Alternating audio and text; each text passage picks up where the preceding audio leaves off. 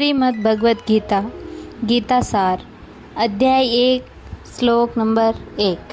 नमस्कार दोस्तों, भगवत गीता और भगवत गीता के सार पर असंख्य लोगों ने काम किया है।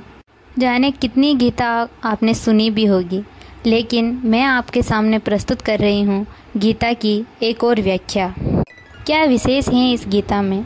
गीता में अगर कुछ विशेष हैं तो वो हैं श्री कृष्ण। मेरा प्रयास है कि हम भगवत गीता को आसानी से समझ पाए और अपने रोज़मर्रा के जीवन में इसका उपयोग कर पाएँ। वैसे गीता के बारे में बहुत कुछ कहा गया है, सुना गया है। शायद ही कोई ऐसा धर्म ग्रंथ होगा जिस पर इतना लिखा गया हो। ऐसा क्या खास है गीता में कि समय समय पर यह और भी आवश्यक और मार्गदर्शक होती जा रही है। साधारण भाषा में कहे तो गीता एक उत्तर है दुनिया के हर एक प्रश्न का। दुनिया में कोई ऐसा प्रश्न नहीं जिसका उत्तर श्री कृष्ण भगवत गीता में नहीं देते हैं। भगवत गीता में 18 अध्याय हैं और हर अध्याय में वेदों और उपनिषदों का सार है। आइए मैं आपको ले चलती हूँ भगवत गीता के 18 अध्यायों के सफ़र पर। आज से ही हम शुरू करने वाले हैं भगवत गीता का सार। हर रोज़ जानेंगे कुछ श्लोकों का अर्थ। चलिए शुरू करते हैं भगवत गीता का पहला अध्याय। अध्याय 1 है अर्जुन विषाद योग। यहाँ शुरुआत होती है धृतराष्ट्र के सवालों से।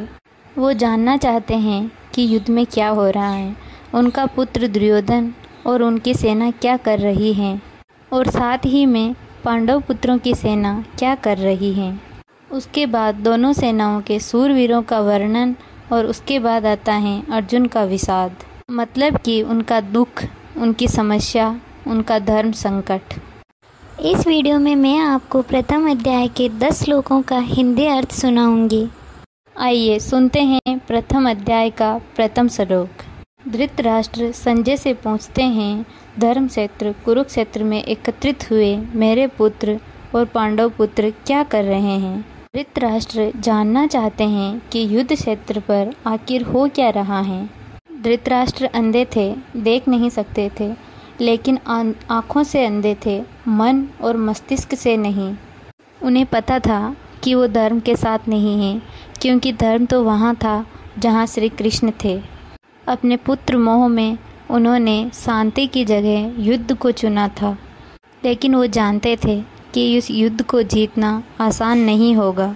अपने जीवन में हम जब कुछ गलत करते हैं तो हमें भी पता होता है कि हमारे किए का नतीजा शायद कुछ अच्छा ना हो, और ऐसा ही धृतराष्ट्र के साथ भी हुआ। वो भी इसी डर और इसी आशंका में दिखते हैं। ये था प्रथम श्लोक। दूसरा श्लोक।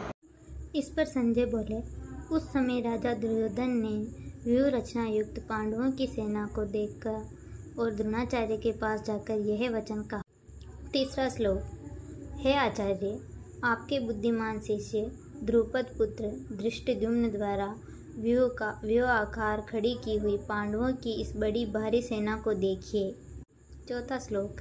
इस सेना में बड़े बड़े धनुषों वाले युद्ध में भीम और अर्जुन के समान बहुत से सूरवीर हैं, जैसे सात्यकी और विराट तथा महारथी राजा द्रुपद।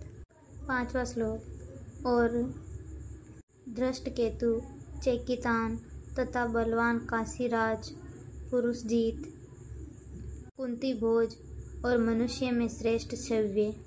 छठा श्लोक। और पराक्रमी युद्धामन्यु तथा बलवान उत्तम मौजा, सुभद्रा पुत्र अभिमन्यु और द्रौपदी के 5 पुत्र, यह सभी महारथी हैं।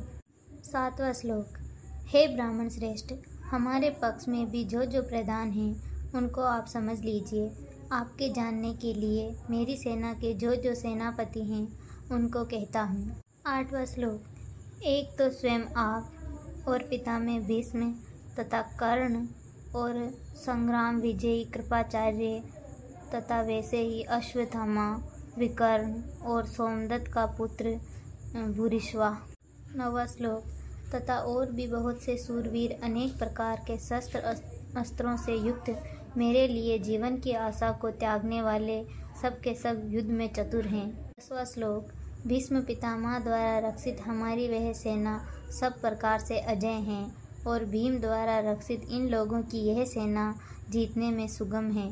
ये था पहले अध्याय के 10 श्लोकों का हिंदी अर्थ। अब हम आगे के श्लोकों के अर्थ को जानेंगे अगले वीडियो में। इसके लिए आप हमारा अगला वीडियो ज़रूर देखें।